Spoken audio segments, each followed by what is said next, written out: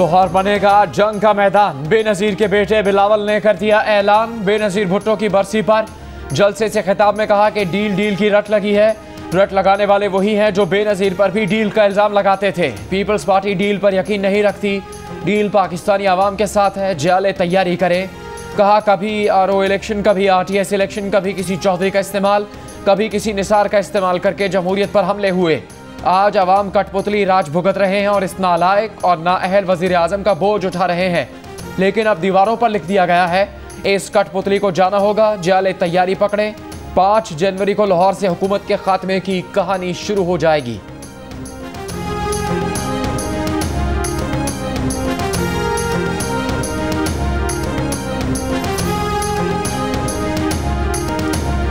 हुकूमत के खिलाफ मैदान में आने, खैमे लगाने वाले आसिफ जरदारी की चंद ही दिन में वापसी।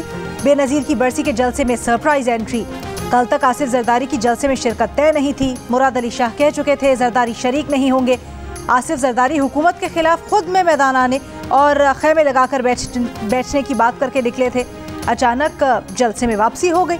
खिताब में कहा कि वो बीबी से किया गया वादा पूरा कर रहे हैं। पीपल्स पार्टी ने अवाम की खिदमत की है। बिलावल ही गरीब अवाम की तकदीर बदलेंगे। पाकिस्तान अमीर मुल्क है, अक्ल हो तो पाकिस्तान के लोगों के नसीब बदल सकते हैं।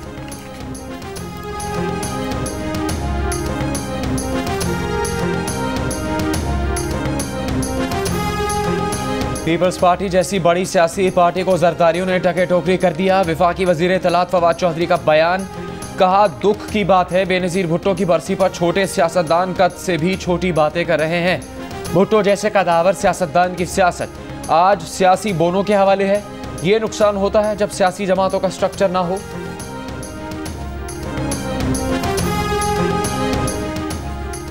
साबिक वजीर आजम नवाज शरीफ की जानिब से बेनजीर भुट्टो की बरसी पर उन्हें खिराज अकीदत। कहा जमहूरियत के इस्तेहकाम और सिविलियन बालादस्ती के लिए उन्होंने और शहीद मोहतरमा ने जो अहद किया उसे फरामोश नहीं किया। शहीद मोहतरमा की अचानक और अंदोनाक वफात को भूल नहीं सके। वो दिन देखने की जिद्दोजहद के लिए जिंदा हैं कि पाकिस्तान इंशाअल्लाह एक हकीकी जमहूरियत बने। मरियम नवाज की भी बेनज़ीर के लिए दुआएं। लिखा कि आज वो उदास दिन आज तक उन्हें याद है। उनके वालिद और सारे ख़ानदान ने बेनज़ीर भुट्टो की मौत का सोग ऐसे मनाया जैसे खुद हमारे ख़ानदान का कोई फ़र्द रुखसत हो गया हो।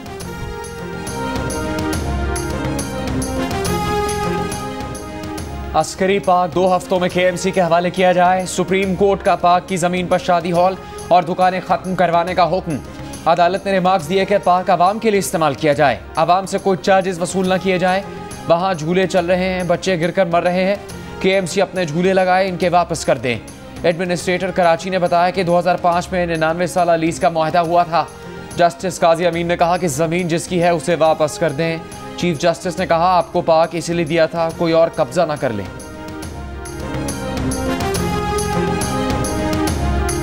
सुप्रीम कोर्ट ने एडमिनिस्ट्रेटर कराची को ओहदे से हटाने का हुक्म देकर कमरा अदालत से गेट आउट कर दिया। कहा गेट आउट, निकल जाएं यहाँ से। अदालती हुक्म के बावजूद मुर्तज़ा वहाब कमरा अदालत में खड़े रहे, वक्फे पर बाहर गए। वक्फे के बाद माफ़ी मांग ली। अदालत ने माफ़ी कबूल कर ली।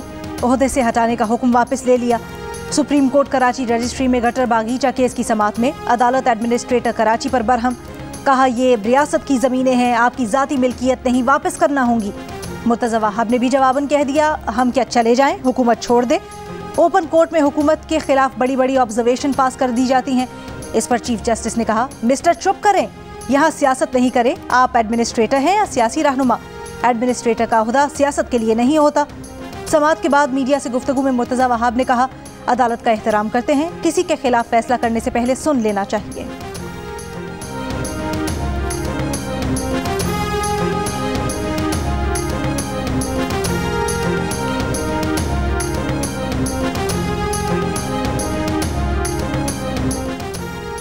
पाकिस्तान की पहली कौमी सलामती पॉलिसी मंजूर। वज़ीर आज़म इमरान खान की ज़ेर सदारत कौमी सलामती कमेटी का इजलास का एलामिया जारी।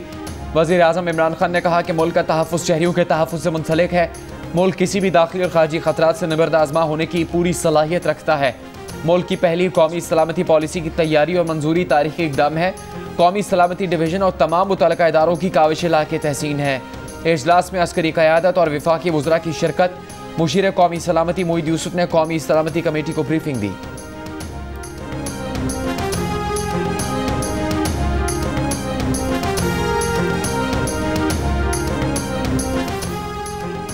ट्रांसपेरेंसी इंटरनेशनल ने पीटीवी और एआरवाई कंसोर्शियम को पीएसएल 2022-23 के नशरियाती हुकूक देने के मामले पर सवाल उठा दिए। पीटीवी और एआरवाई के गठजोड़ को नापाक साजिश और पेपरा कवानीन की खिलाफ वर्जी करार दे दिया।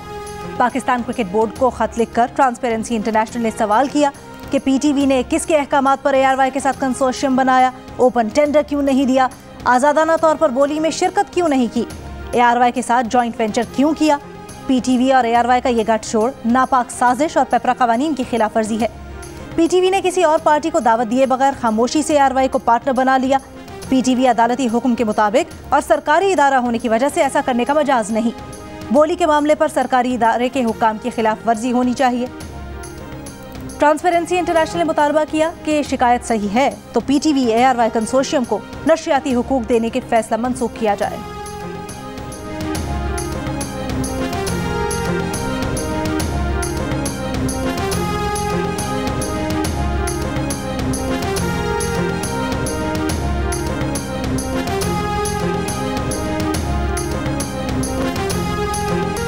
कराची में सर्दियों की पहली बारिश, रात गए शुरू होने वाली बारिश वक्फे वक्फे से जारी। शहर के मुख्तलिफ शाहराहों पर लोग भीगते हुए दफ्तर पहुंचे। मुख्तलिफ मकामात पर बारिश का पानी जमा होने से ट्रैफिक की रवानी मुतासिर हुई। 100 से ज़्यादा फीडर्स बारिश के बायस बंद होने से कई इलाकों में बिजली की फराहमी मुअत्तल है। तर्जुमान के इलेक्ट्रिक के मुताबिक हिफाजती इक़दाम के तहत बिजली जुज़वी तौर पर बंद की।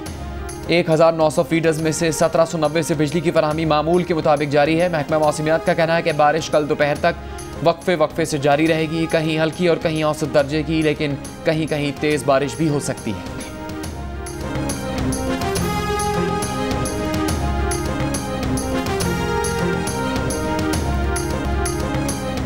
लाहौर आज भी धुंध की लपेट में। इस्लामाबाद में गुज़श्ता रात से सुबह तक वक्फे वक्फे से बारिश। मरी में बर्फबारी, सयाहों का रश। वादी ज़ियारत और लोअर दीर में भी बर्फबारी और यकबस्ता हवाएं। नारा और कागान में भी बर्फबारी। मुजफ्फराबाद, वादी नीलम, वादी जेहलुम और वादी लीबा समेत आज़ाद कश्मीर के मुख्तलिफ हिस्सों में बारिश और वक्फे वक्फे से बर्फबारी।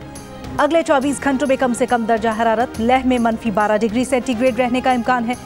स्कर्दू में -6, हुंजा रस्तोर में -5, मालम जब्बा में -4, चित्राल और मरी में -3, क्वेटा में -2, इस्लामाबाद और लाहौर में 5, पेशावर में 7 और कराची में कम से कम दर्जा हरारत 15 डिग्री सेंटीग्रेड रहने का इम्कान है।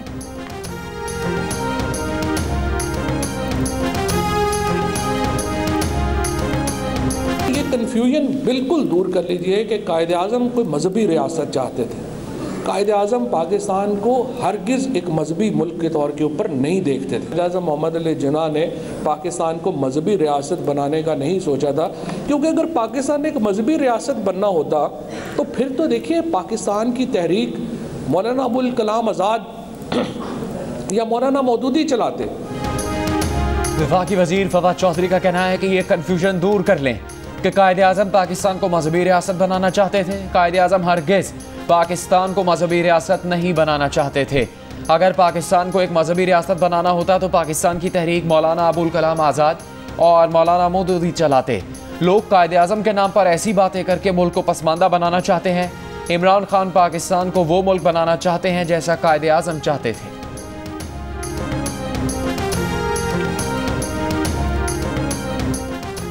खैबर पख्तूनख्वा असम्बली ने निकाह नामे में ख़त्म नबूवत का हलफनामा शामिल करने की करारदाद मुतफ़िक़ा तौर पर मंजूर कर ली। करारदाद में कहा गया है कि अहमदी या कादियानी का फ़र्क वाज़े करने के लिए निकाह फॉर्म में हलफनामा शामिल किया जाए। करारदाद मुस्लिम लीग नून के रुकने सूबाई असम्बली इख्तियार वली ने पेश की।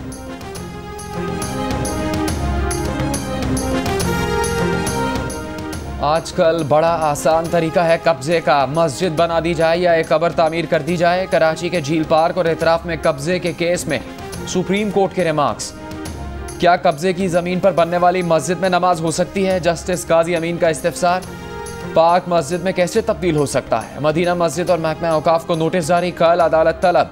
अदालत का तारिक रोड पार्क अराजी से तमाम कब्जे ख़त्म करवाने का हुक्म। अदालत का दुकानें और दिलकुशा क्लब के खिलाफ भी फौरी कार्रवाई का हुक्म। चीफ जस्टिस ने पूछा, इस जगह तो पार्क था, यहाँ दिलकुशा क्लब कैसे बन गया? अलबारी टावर से मुतालिक केस में भी चीफ जस्टिस ने करार दिया कि लेआउट प्लान में तो ये पार्क की जगह है, इसमें कोई तब्दीली नहीं की गई।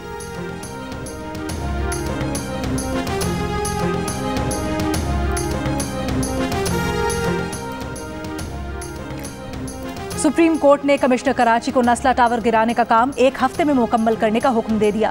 रिमार्क्स दिए कि 400 लोगों से एक बिल्डिंग खत्म नहीं हो रही, दुनिया में 1 घंटे में ऐसी बिल्डिंग्स गिरा दी जाती हैं, आप लोग क्या कर रहे हैं। कमिश्नर कराची ने रिपोर्ट में बताया कि सिंध बिल्डिंग कंट्रोल अथॉरिटी ने इमारत गिराने के काम में मुदाखलत की, कॉन्ट्रैक्टर से रिश्वत भी मांगी। जस्टिस काजी मोहम्मद अमीन ने कहा, रियासत की कमजोरी से नॉन स्टेट एक्टर्स मुतहरिक होते हैं। अदालत का सिंध हाई कोर्ट के ऑफिशियल असाइनी को जमीन तहवील में लेने और फरोख्त रोकने का हुक्म। नस्ला टावर के बिल्डिंग प्लान की मंजूरी देने वाले अफसरान के खिलाफ भी कार्रवाई की हिदायत। सुप्रीम कोर्ट ने डीजी एंटी करप्शन को हिदायत दी कि डीजी SBCA के खिलाफ मुकदमे का इंदराज करें और तहकीकात करके रिपोर्ट पेश करें।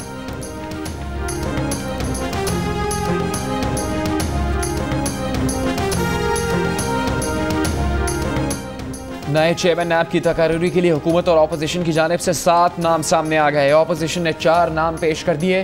JUI ने जस्टिस रिटायर्ड दोस्त मोहम्मद खान, पीपल्स पार्टी ने साबिक सिफारतकार जलील अब्बास जिलानी और मुस्लिम लीग नून ने नासिर महमूद खोसा और सलमान सिद्दीक के नाम पेश कर दिए।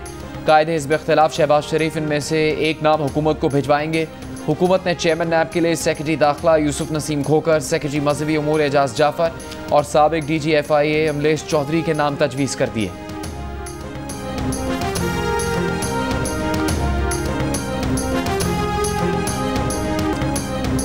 हलफनामे पर दस्तखत के वक्त जस्टिस रिटायर्ड राना शमीम अकेले थे और उन्होंने तमाम कानूनी तकाजे पूरे किए हैं। लंदन के ओथ कमिश्नर की राना शमीम के बयान हल्फी की एक बार फिर तस्दीक। जस्टिस रिटायर्ड राना शमीम के हलफनामे की इशाअत के बाद द न्यूज़ के साथ अपने 2 इंटरव्यूज़ के अलावा किसी भी सरकारी बयान या किसी भी मीडिया आउटलेट को इंटरव्यू देने की सख्ती से तरदीद। गुज़श्ता रोज़ वज़ीर इत्तलात फवाद चौधरी ने मीडिया रिपोर्ट्स का हवाला देते हुए कहा था कि साबिक चीफ जज गिलगित बल्तिस्तान राना शमीम ने अपना हलफनामा नवाज शरीफ के सामने नोटराइज करवाया। साबित हो गया कि शरीफ फैमिली सिसिलियन माफिया है।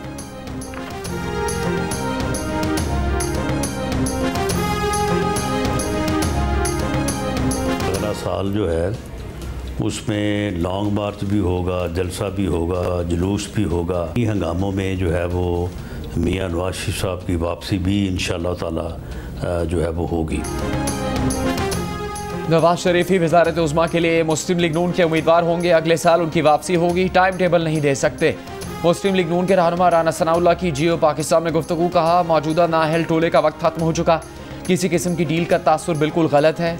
हर मुश्किल का हल यही देखा जा रहा है कि नवाज शरीफ वापस आए और लीड करें।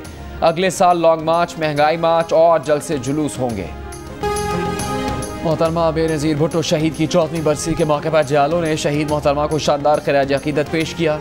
ख़वातीन ने पार्टी परचम के रंग के लिबास पहने और ढोल की थाप पर रक्स किया। पीपल्स पार्टी के कारकुनान ने पार्टी के नगमों पर डांस किया। जलसे के शुरका ने जलसगाह को पार्टी परचम और शहीद मोहतरमा की तस्वीर से सजा दिया।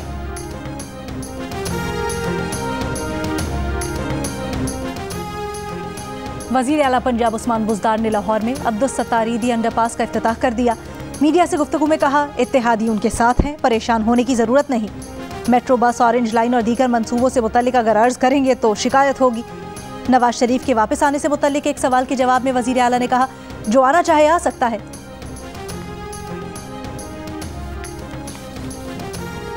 सेनेटर इरफान सिद्दीकी ने कहा कि रातों रात एक ऑर्डिनेंस के जरिए इस्लामाबाद के तालीमी इदारों को मेयर के हवाले करना बहुत बड़ी ज्यादती है। इस वक्त इस्लामाबाद में दूर दूर तक बल्दियाती इदारों का नामो निशान भी नहीं। जब इदारे वफाकी हुकूमत में भी नहीं रहे और बल्दियाती इदारे भी नहीं हैं तो इन्हें खला में क्यों फेंक दिया गया। स्पीकर पंजाब असम्बली चौधरी परवेज़ इलाही से वज़ीर आज़म के मुआविन खुसूसी बराए सेहत डॉक्टर फैसल सुल्तान की मुलाकात। चौधरी परवेज़ इलाही ने हिदायत की कि अवाम की जानो माल का तहफ़्फ़ुज़ हुकूमत की जिम्मेदारी है। हुकूमत ओमिक्रॉन से निपटने के लिए मनसूबाबंदी करे। दबंग खान की बहादुरी या बेवकूफ़ी, सांप हाथ पर आ गया, एक बार काटा, दूसरी बार काटा, तीसरी बार काटा, फिर सांप को बड़े प्यार से छोड़ दिया और अस्पताल चला गया। सलमान खान ने सांप काटे की सारी कहानी सुना दी। खुशगवार मूड में कहा कि वालिद ने पूछा क्या सांप जिंदा है। उन्होंने कहा हाँ, सांप भी जिंदा है और टाइगर भी जिंदा है। दबंग खान आज 56 बरस के हो गए। खानदान और करीबी लोगों के साथ सालगिरह मनाई। कतरीना कैफ ने भी मुबारकबाद दी और कहा कि सालगिरह मुबारक, मोहब्बत की रोशनी हमेशा साथ रहे।